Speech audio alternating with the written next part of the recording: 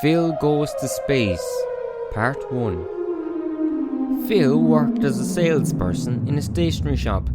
He was dating a lovely lady named Diane. He'd even picked out a ring to ask her to marry him.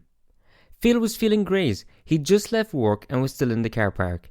He was looking forward to getting home. He had a documentary to watch, but first he was going to get a takeaway for him and Diane. It was Friday, and Phil had the weekend ahead of him. Just then, a flying saucer flew overhead and shot out a bolt of energy which hit Phil. The next thing he knew, he woke up on a huge rock in a strange place. While trying to figure out where he was or what had even happened, he heard the sound of someone landing next to him. Phil looked up, and it was a warrior. They wore leather armour and had long, bright red crimson hair that they tied up. They looked down at Phil and said, "The bird-headed people of Zolo, the personal gods of Vetch, are after me. They're chasing me because I've stolen the jewel that when used can control the Hoxitons." "The what?"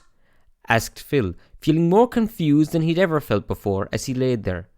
The warrior pulled Phil up and dragged him off the rock. They ran into the trees. After running for a bit, the warrior jumped behind a tree and pulled Phil in. Then Phil saw them. The bird-headed people. They looked like people, only their heads were the heads of birds. The guards squawked at each other, looking around for a moment, and seemed to get frustrated. Then one cawed, and they went in separate directions. "Where are we? What were those things? Who are you?" asked a very distressed Phil. "No time," said the warrior, as they pulled Phil again, leading him through the overgrowth of purple plants. "We must get to the professor. He'll know how to destroy the jewel," said the warrior, as they pushed through foliage, chopping some with his sword. "Who are you?" asked Phil, as he tried to keep up with the crimson-haired warrior. "Melilot. And that's all you need to know. No more questions. The bird-headed people are personal gods of..." I know. Let's just keep going," said Phil. They arrived at the entrance of a cave. "Through here. This is a shortcut." "A shortcut to where?" asked Phil. No time. There's simply no time. Now, through this cave," yelled Melilot. "Now hang on actually, right? Because I'm after a week's work, and I was going to get a takeaway and watch a documentary with my girlfriend. Next thing I know, I'm in some stupid place with bird-headed people and you," yelled back Phil. "I didn't like how you said you like that." "Yeah, well, I didn't like being dragged along with no explanation." "I gave you an explanation. I told you I'm on the run from the bird-headed gods. The bird-headed gods work for Vetch, who was to use the jewel to control the..." "I know that part. I mean, where am I?" "Where are you? What do you mean? You're in the cave." "I mean the area." "The area? The valley, of course." "Right, okay, the valley. Where's that?" "Where is the valley? You're talking strangely. What was your name again?" Phil, my name is Phil. Can we rest for a minute? My feet are killing me." "No time, no." He could see Phil was upset. "I am sorry, but we don't have time to stop.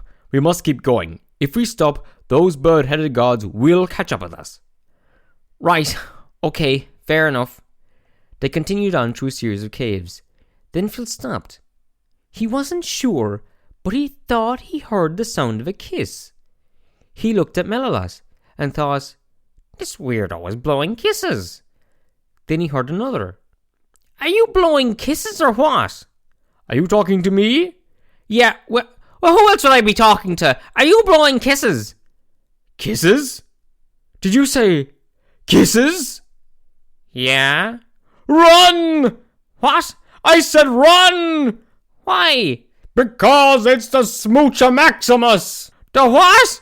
The cave starts to fill with the sound of loud, wet kisses. "It's getting closer. Keep running. It's a creature that kisses you to death." "That doesn't sound so bad." "I said to death." "Oh yeah, that would be bad, alright, actually, yeah." They turned a corner and hid for a second. The kisses went off into the distance.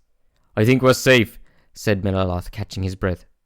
"Let's keep going. Shouldn't be much longer till we get to the exit." They walked a bit further until finally they saw another cave entrance. "Right, there we go. The exit. I told you it wouldn't be long." "Right, but how long till we get to your professor friend?" Phil said. Oh, not long now. Look, there, up ahead. That's where the professor lives, Melilot said as he ran towards the building. But then, the bird-headed people caught up with him and threw a net on our heroes. Well, said Melilot, this sucks. Phil didn't say anything. He was thinking how much more he'd prefer to be having his takeaway right now. What will happen next? Will Melilot and Phil escape the bird-headed people? Find out next time